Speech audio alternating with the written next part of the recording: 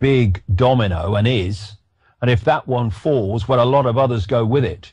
And so there has been clearly massive manipulation, mendacity, and a downright fraud in the end, to make sure that the real truth about Holly Gregg, what happened to her, who was involved, and why there has not been, and Robert's court case really brought this out in the evidence, why there has not been anything approaching a proper investigation into her allegations.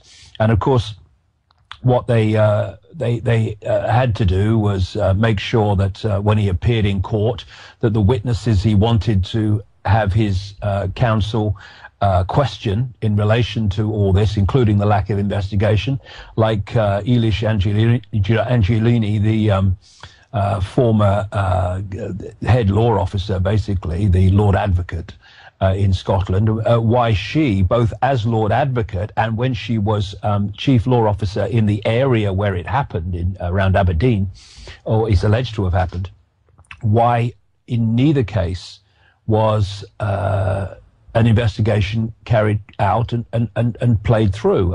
But he couldn't question her because the judge would not allow her to appear as a witness. And there was not a jury, there was just a judge making this decision. So when you look at it, it's a head shaker. Yeah. And it was obvious that they were going to do what they could to make life as difficult as possible for Robert Greene. But, you know, I've met a lot of people in my life, and when it comes to tenacity, when it comes to decency, when it comes to seeking what is right, no matter what the consequences for yourself, well, Robert Greene is right up there, because there's nothing in this for him. There is nothing except hassle. There's nothing except stress. There's nothing except pressure from the establishment over many years now. And yet he's still there, and he's still going, and he's in prison at the moment, and he's still working to get this this story circulating to the public, and to continue to put pressure on the authorities to do what they desperately do not want to do, which is thoroughly investigate this case. And why don't they want to do that? Because they're terrified of where it might lead. Yeah, and it connects with so many other probably networks as well around the world. If we have this scenario of mass amounts of children and women and what have you being kidnapped around the world, being sent to different places, then this Scottish, particularly this ring, will undoubtedly connect with other rings as well. And there's been exposés of this in the past, and it seems to go only so far, David. And then after a certain while, the investigations are shut down. They discover, notice that it's on an international level. It's big, it's huge. Then you don't hear anything else after that. Well, I mean, for a start, anything that uncovers the happenings of the Scottish establishment in terms of Satanism and child abuse and all the rest of it will immediately connect into the Westminster Parliament. Immediately. I mean, they're almost indivisible. And of course, these rings are rings within rings. In the end, it's a global network. And so if you keep pushing and going down this road of uncovering one ring, especially a fundamentally important one to them, like the one in Scotland, then you keep walking. Well, you know, the range of what you uncover just gets bigger and bigger and bigger, and expands out and out and out. And it certainly leaves Britain, goes into Europe, goes across to America, and eventually encompasses the globe. Because one of the things that I came across many years ago, right back in the 90s, for various synchronistic reasons that came into my life, was the scale of the number of children that go missing every year, never to be seen again.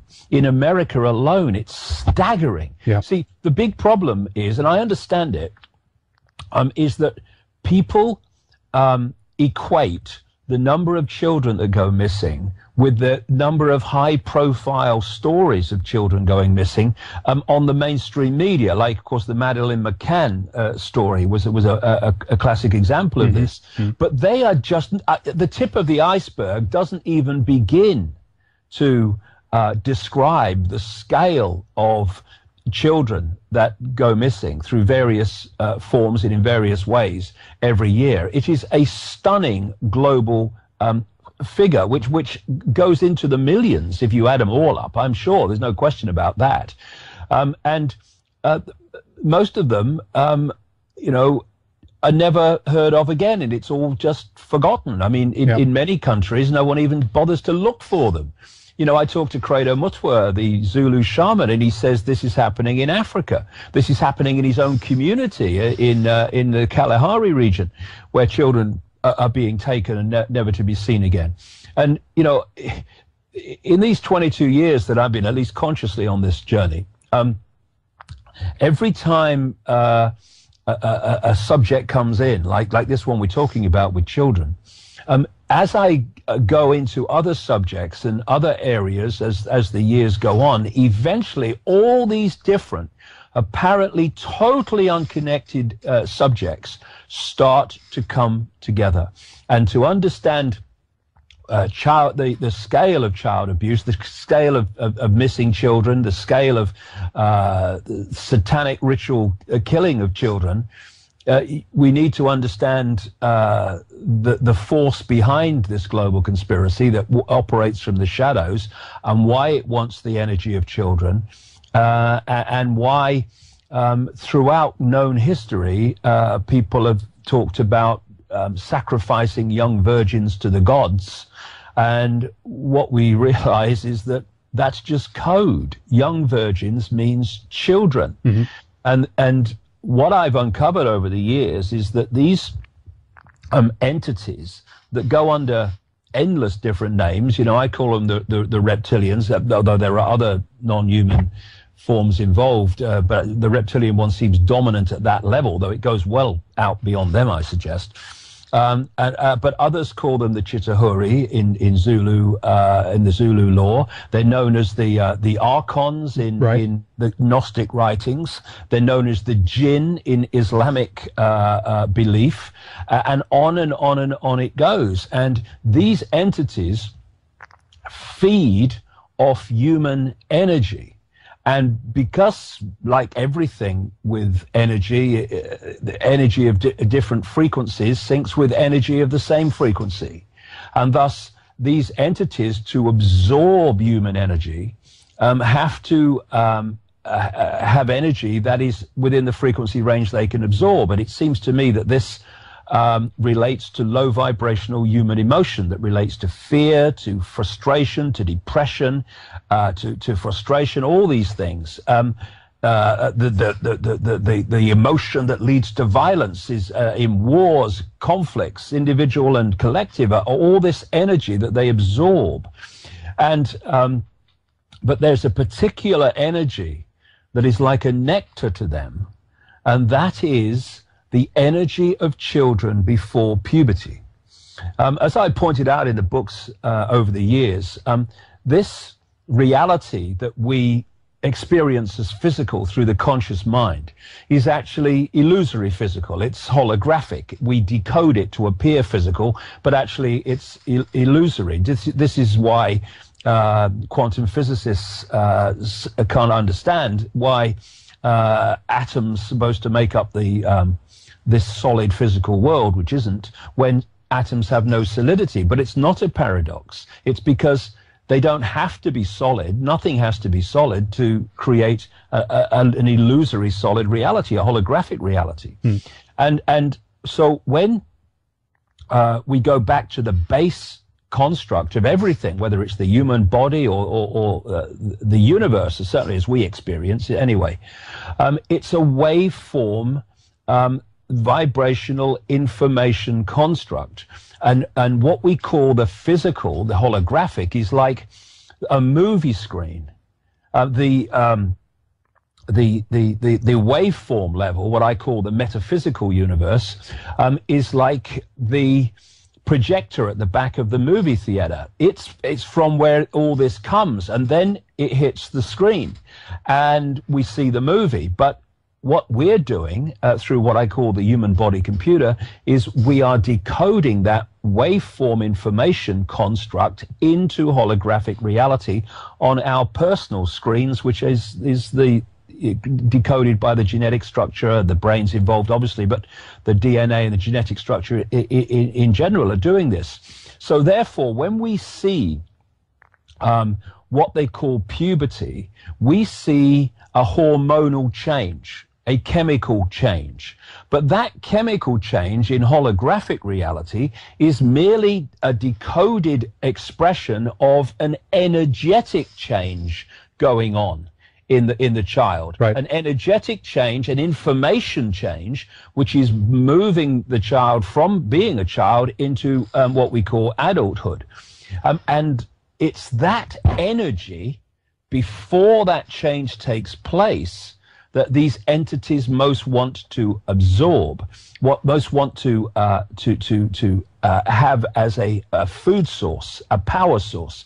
And thus, throughout history, we've had this theme of children, in effect, being sacrificed to the gods because they want that energy. And so what's happening to these children, many of these children, I mean, a lot of these children that go missing, never to be seen again, there will be other explanations for it. But in terms of the ratio of them, a large number of them, I suggest, a very large number, end up in sacrificial rituals. They end up being in pedophile rings and stuff like that. And they're having their energy vampired, because there is the process, horrific as it sounds, but we need to face these things if we're going to sort them out, yep. Where at the point of sacrifice, the energy of the child is released and the entities absorb that energy. But there's also the pedophilia aspect of this, where these bloodlines, these hybrid bloodlines, which were known in the ancient world as the demigods and what have you, are a hybrid genetic creation that is part human and part reptilian. And so they have this dual genetics.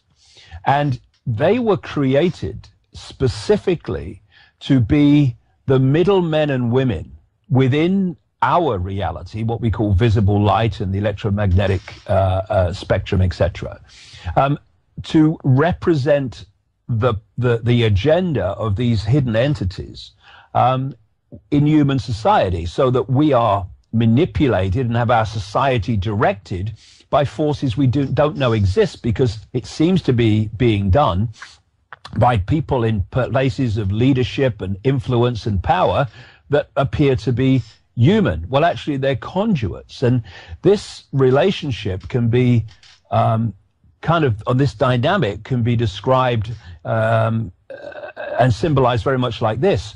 You have, often you see scientists in a laboratory who can't work directly with some material. So the material goes in a sealed tank.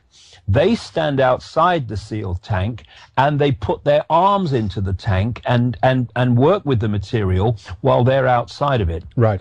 If you take the tank to be symbolic of our reality, human reality, you take the scientists to be these entities operating outside of that frequency range overwhelmingly, though not entirely, and the gloves that they use to go inside the tank to be these hybrid bloodlines, well, then you have the dynamic. And so these bloodlines are a conduit, and because of their hybrid nature, again, you take hybrid genetics, you take that to its base form, which is waveform.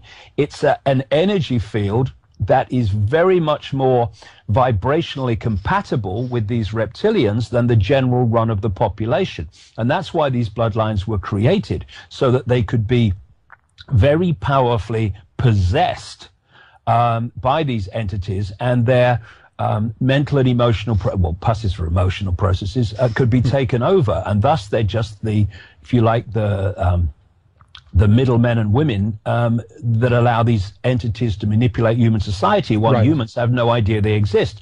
And where I'm going with this in terms of pedophilia is that this genetic compatibility, it's horrible what I'm going to say, but, you know, let's face it, means that when a pedophile is having sex with, especially a pedophile within this bloodline, is having sex with a child, what is happening is the overshadowing entity possessing that pedophile and stimulating that desire for sex with children is drawing off the child's energy through the conduit pedophile and absorbing the child's energy. That's why, as I started to uncover this from the early 90s up to present day, one of the things I found again and again is if you follow some of these major names in the conspiracy and you follow them through in terms of investigation and research, secret societies always come up, Satanism always comes up with the top people, and so does pedophilia. Those three things continually come up in relation to these major bloodline personalities. And this is the kind of reason why.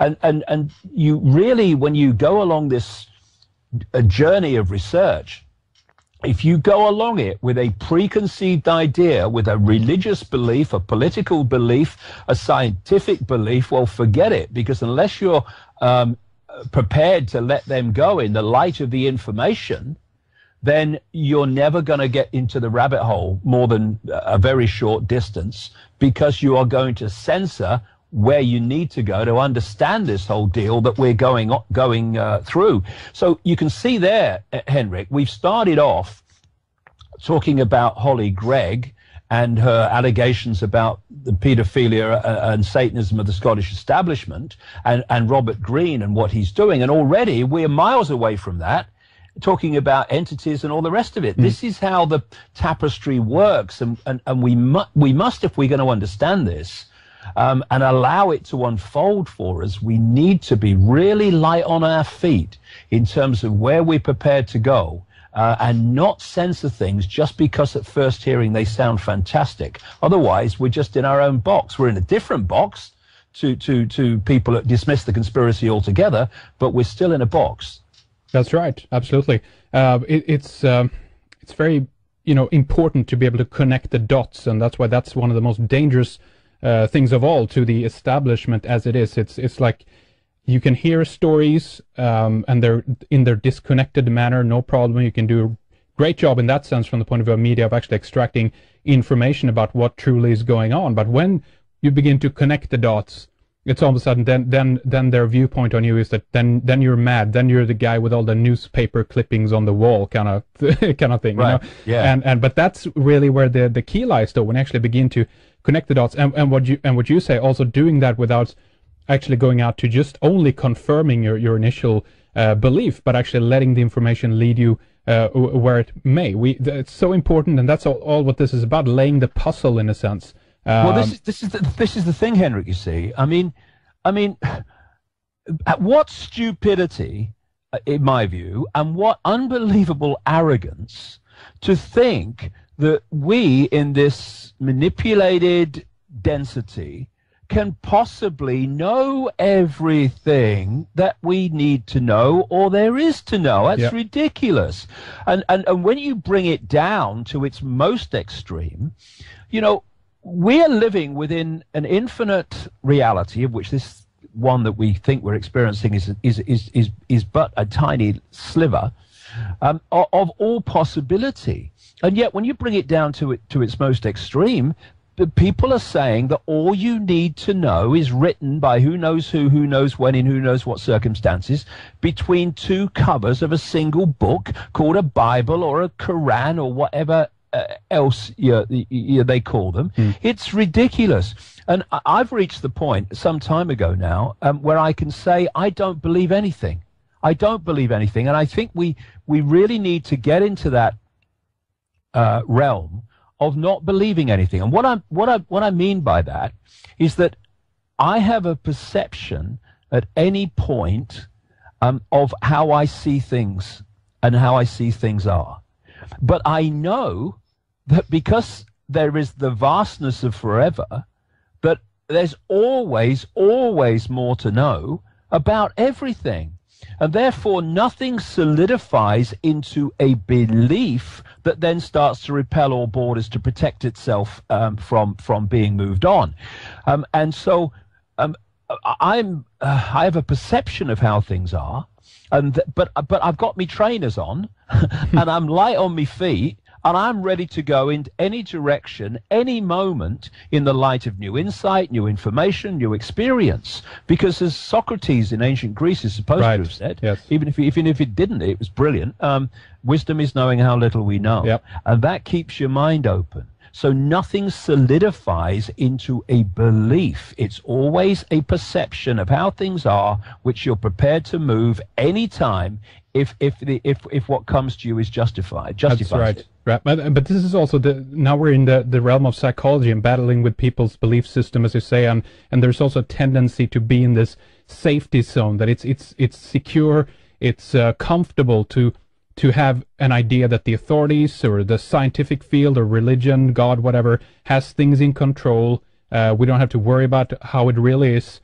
And so from my point of view, David, then there's something with the human psyche almost in a way that we need to try to awaken, in a sense, that it's nothing wrong with stepping outside of that box and actually beginning to take a leap of faith and admit that we don't know everything. That's just the way it is. So let's discover it. Let's reinvent this idea of actually not admitting that we don't know anything and go from there. But that's very difficult. We're up against quite a bit there, aren't we? Yes, and this really brings us into an area that I write about in the new book, and of course when a book is finished, it doesn't mean I stop and sit around until the next one starts. The moment a book is finished and it's gone to the printers, I'm still moving. I mean, right. I find it extraordinary, when I see people, researchers like years and years ago, making a presentation, and it's always very interesting. Yes, and then you 10 years later, you see them again, and they make the same presentation. It's like, where have we been?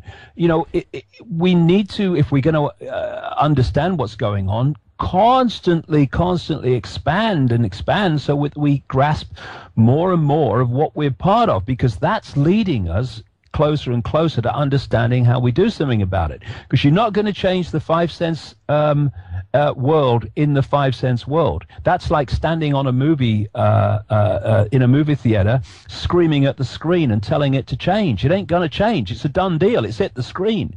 We've got to get back to where this is coming from and change that. That's how we do it. So the Illuminati, as some people call them, and sometimes they call themselves, this network of bloodlines and secret societies behind global events, they don't have any problem overwhelmingly with people trying to change this reality within this reality, because they know it ain't going to change. This is what they're trying to keep from us.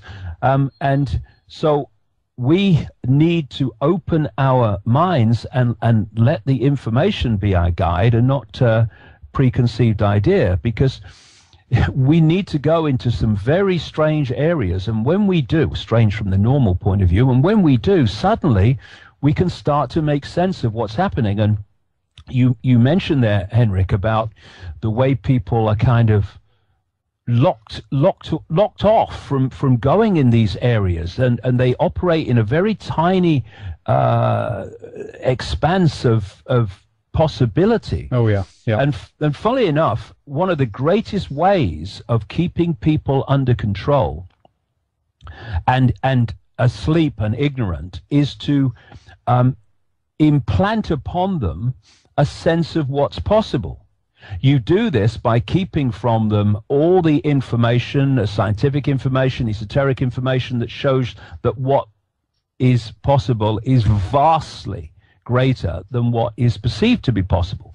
But if you can get people to think, no, that's not possible, when people start talking about this is happening in the world and this is how they're doing it, people immediately go, that's ridiculous, that's not possible.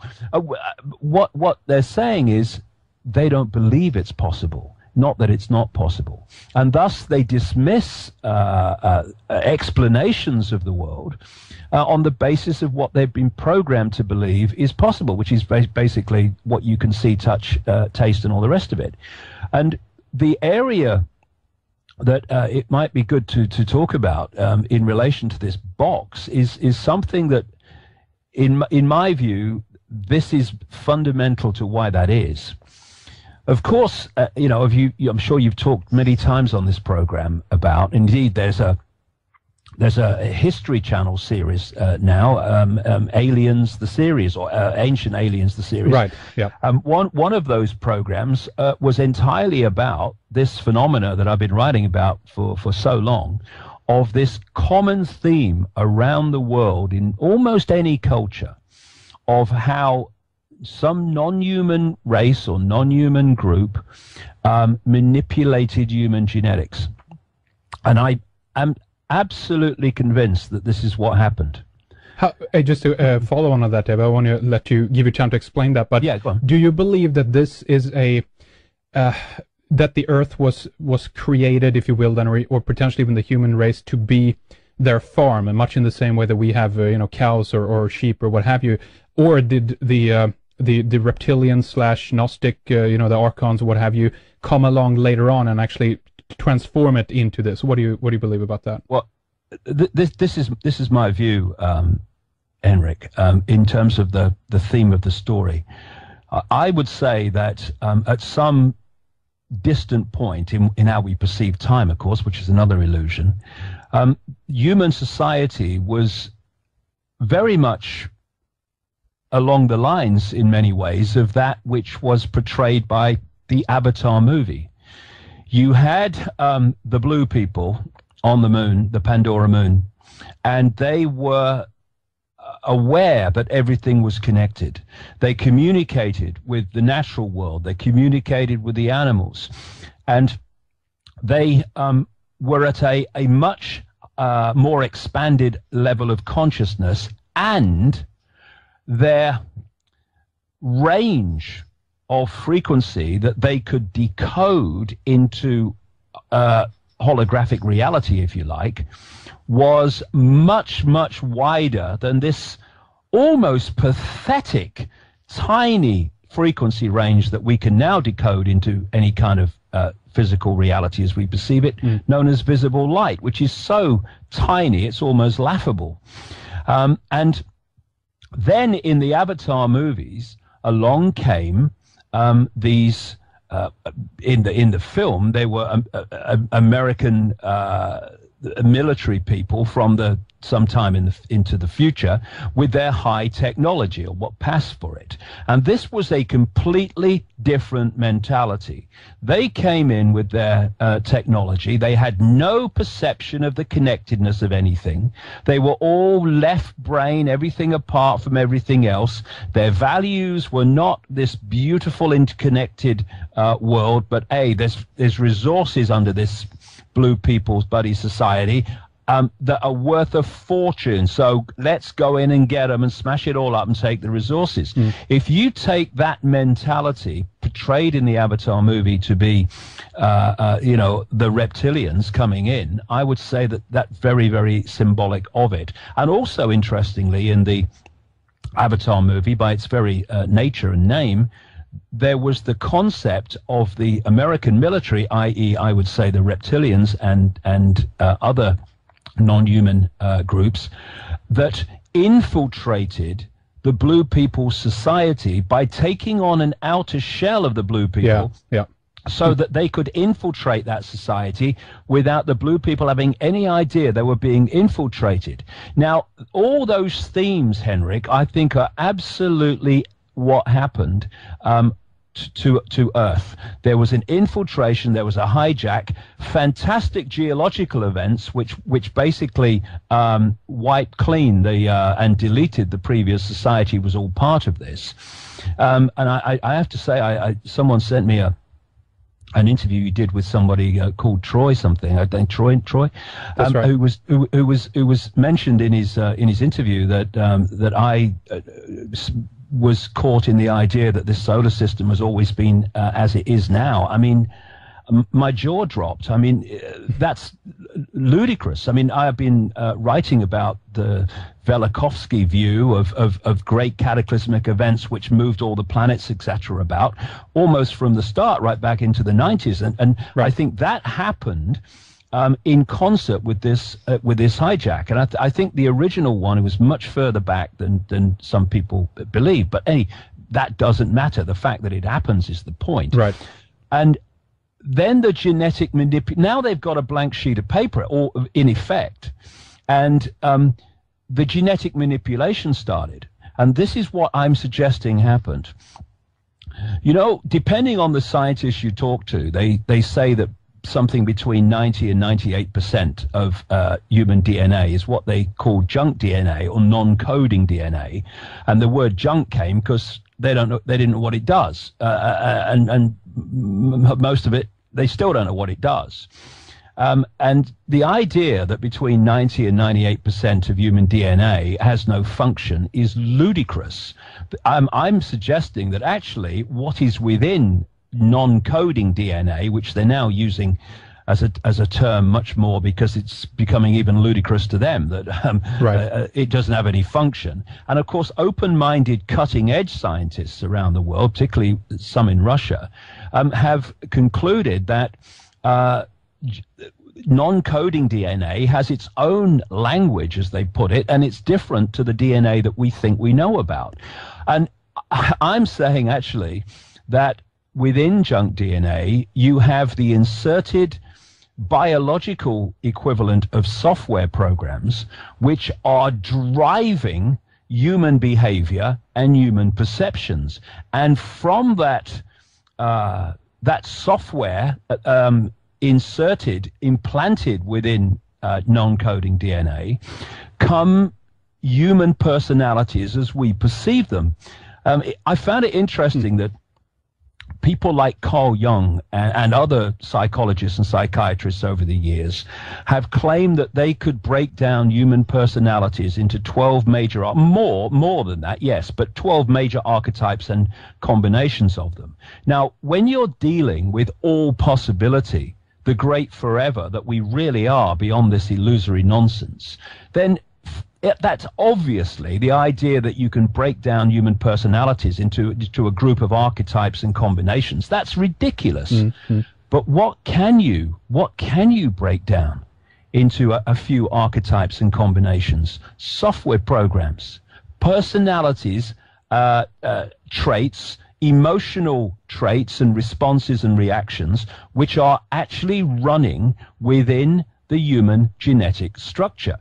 Now, I also found it interesting that I read so many accounts, Henrik, of near-death experiences that people have had, which included words to the effect of, when I was outside the body, I didn't feel emotion like I did within the body. Mm-hmm. I didn't have human emotion. Doesn't mean they were kind of cold or anything like that, but the human emotion they did not have of the type that we experience all the time. It's tied to the body. It's tied to the genetics, those emotions. Yeah. Yes, that's what I'm saying, that these emotional programs were implanted during this genetic manipulation of the human form, which went on and is recorded by all these ancient cultures. And so, if we are only perceiving reality from what I call body-mind, which is the holographic form and the energetic fields that interact with it, body-mind, and not opening that and allowing the greater self in, consciousness as I call it, which is operating and perceiving and observing from beyond this realm of our experience currently, then I suggest that it is very possible, and I think it's very common, shall I say, that people can go through an entire human lifetime without having a single original thought or emotional response that has not come from within this software or externally manipulated sources. And therefore, when you're in that state, you become incredibly predictable. It's like, if you type information into a computer, you know what that computer's going to do when you press enter, because it's programmed to do that. Yep. And in the same way, as you type information into a computer, that's symbolic in the human experience of the various situations we find ourselves in. And when you go around the world, of course there are exceptions, but generally, if people of different cultures face the same situation, it's almost like pressing enter. You pretty much know how they're going to respond. And you take it to this other aspect. I was speaking earlier about the fact that these entities feed off human low vibrational emotional energy. Well, by putting the emotional program within the body-mind biological computer, as I see it, all you then have to do, Henrik, is to create a society which by its nature is constantly triggering the emotional responses within the software. Yeah. And what's that doing? It's turned humans into producers of the very energy that these entities use as a power source. So when in the Matrix movie you had the Morpheus character holding up the battery and saying, basically summarizing, that humans have been turned into one of these, that is a profound truth in my view. And so if we are going to get out of this enslavement, and this is why the control system is terrified of this, we need to open our minds to allow consciousness in. And when and to do that, we've got to put aside all these preconceived beliefs, preconceived ideas, which act like energetic firewalls and sensors to stop us being influenced by the greater self, and we become isolated in terms of our point of attention into basically five sense reality. And when we are enslaved inside five sense reality, we are in the very stadium which these entities have created, and thus are experts at. And so when someone opens their minds to consciousness, they then begin to perceive the world differently, because their point of attention has now been dramatically expanded. Yet, yes, they still have a point of attention in the five senses, because that's how we interact with this reality, but it's expanded out into consciousness, and thus you see the world in a much more expanded way. You can see things you couldn't see before. You can see how the dots connect, because all you could see was individual dots before that seemed to have no connection. And suddenly it's like, whoa, I never saw this before. And what happens then is those that are still being played by the program, they listen to these people and look at these people, and all they can respond with is, "You're crazy. That's ridiculous. That's impossible. You want a psychiatrist, mate," because they literally can't perceive what you're perceiving. There's that great line, I think it's from the writer John Milton, who said words to the effect of, the dancer and the dance. You cannot understand the dancer if you can't hear the music that the dancer is dancing to. You just think they're crazy, dancing for no reason. And so you see this awakening, Henrik, that's going on now, as people are teasing out of this program version of self in the world, and they're starting to move that point of observation, and we call it an awakening. What is actually it is breaking the bubble that most people live in, which keeps a consciousness out. And it's about time too. I mean, if I see it, I've mentioned this many times before, but I see it kind of falling two ways, because you seem to have one group of humans as well that are kind of falling deeper into the illusion, deeper into the bubble. It's almost like a computer game as well. You have a handful of these characters that you can choose between, in a sense, and their ability rather to actually being able to predict the future, to come up with to run a supercomputer on a program basically that has a preset program that is about detecting future behavior. You need to have a population that is very, very limited in these responses that you talk about as well. So it's about control at the bottom of this as well, and also to kind of limit the bandwidth of the consciousness itself, and create a kind of a small-minded people, in a sense, because once you get them inside of that box, they're very, very easy to be, to track their behavior, and predictable in a sense as well. So I feel that the control aspect is essential in this case, and that's why, as you said, David, they hate people who actually break out of the mold, because we have this illusion of individuality. What color do you want on your iPhone? That's how it's extended now, and uniqueness and individuality is almost out the door, unfortunately. It's like I saw on a car sticker in California once, you laugh at me because I'm different, I laugh at you because you're all the same. This is the dynamic of it. But what you say there about squeezing the frequency, I'm absolutely with. I've been writing about that for years, because one of the big breakthroughs is when you start to understand that DNA is a receiver-transmitter. And of course, a receiver-transmitter operates on what? It operates on a frequency range. And these stories about in the ancient world, the gods lived among them. Well, right. I think the gods did live among them, because their frequency range of humans to decode reality into what we would call a physical reality was much wider, and therefore we could see these, quote, gods, because they were within the much more expanded frequency range that we could access and perceive. This genetic manipulation, I strongly suggest, a major part of it was to squeeze the frequency range that the human body computer, as I call it, body-mind, DNA receiver-transmitter, was receiving and transmitting on, and thus the gods are still where they always were, but we can't see them anymore, because we are no longer going that far out in the frequency band where we can actually see them.